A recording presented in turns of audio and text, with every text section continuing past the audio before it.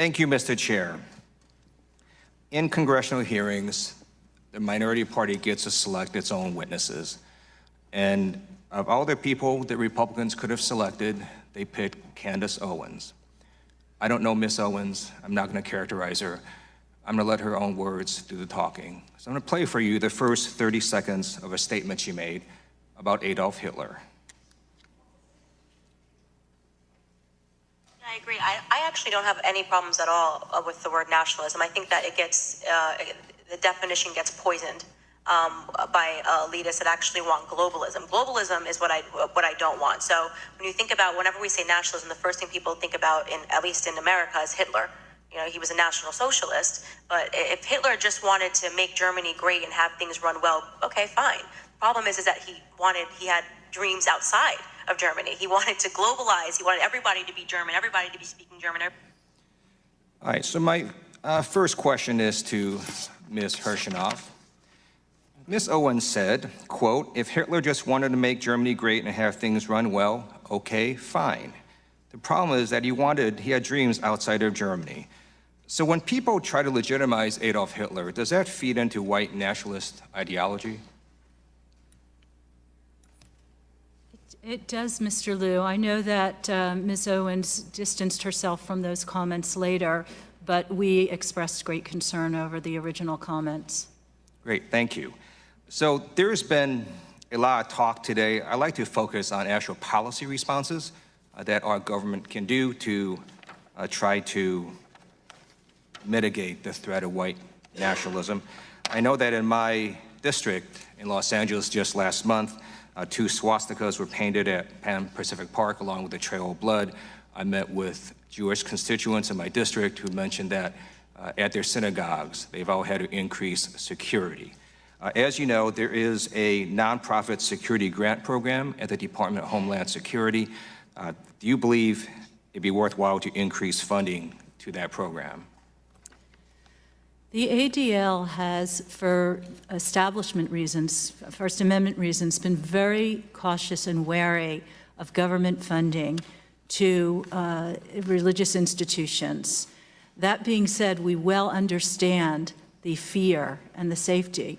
So I think that is something that has to be done very carefully in terms of what entanglement. I know in the place where in Westchester County where I live, the state and local governments provide a great deal of protection to the synagogue to which I belong.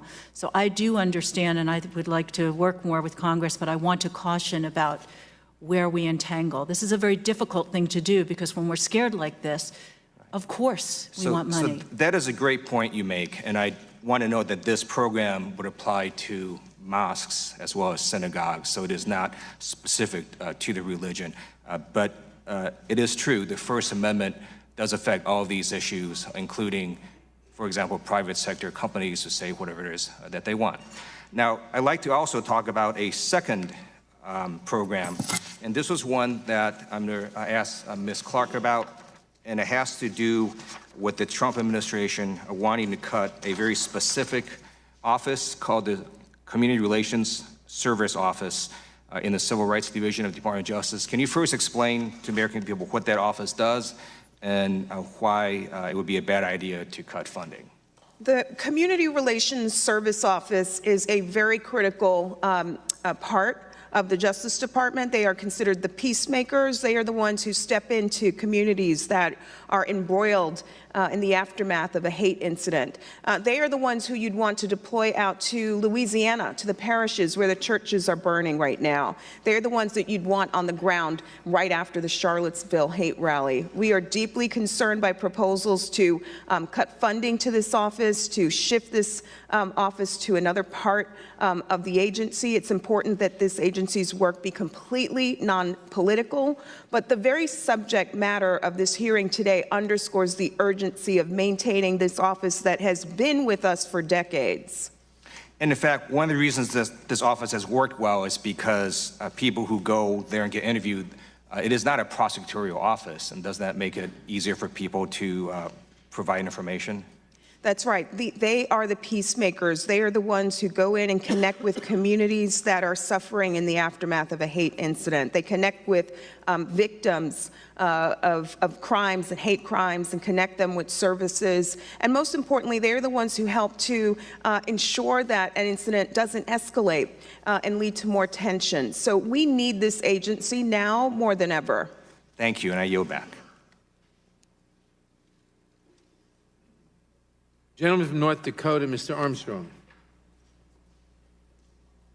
Thank you, Mr. Chairman, and I would yield my time to Mr. Reschenthaler from Pennsylvania.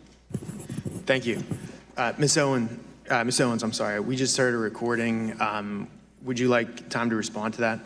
Yes, I think it's pretty apparent that Mr. Lieu believes that black people are stupid and will not pursue the full clip in its entirety. He purposely presented an extracted clip. The witness will suspend for a moment. It is not proper to refer disparagingly or to a member of the committee. The witness will not do that again. Witness may continue. Sure, even though I was called despicable. Witness may not refer to a member of the committee as stupid. I didn't refer to him as stupid. That's not what I said. That's not what I said at all. You didn't listen to what I said. May I continue? Please. As I said, he is assuming that black people will not go pursue the full 2-hour clip. And he purposefully extracted, he cut off, and you didn't hear the question that was asked of me. He's trying to present as if I was launching a defense of Hitler in Germany, when in fact, the question that was asked of me was pertaining to whether or not I believed that whether or not I believed in nationalism, and that nationalism was bad. And what I responded to was that I do not believe that we should be characterizing Hitler as a nationalist. He was a homicidal, psychopathic maniac that killed his own people. A nationalist would not kill their own people. That is exactly what I was referring to in the clip, and he purposely wanted to give you a cut-up similar to what they do to Donald Trump to create a different narrative. That was unbelievably dishonest, and he did not allow me to respond to it, which is worrisome and should tell you a lot about where people are today in terms of trying to drum up narratives. By the way, I would like to also add that I work for Prager University, which is run by an Orthodox Jew. Not a single Democrat showed up to the embassy opening in Jerusalem. I sat on a plane for 18 hours to make sure that I was there. I'm deeply offended by the insinuation of revealing that clip without the question that was asked of me.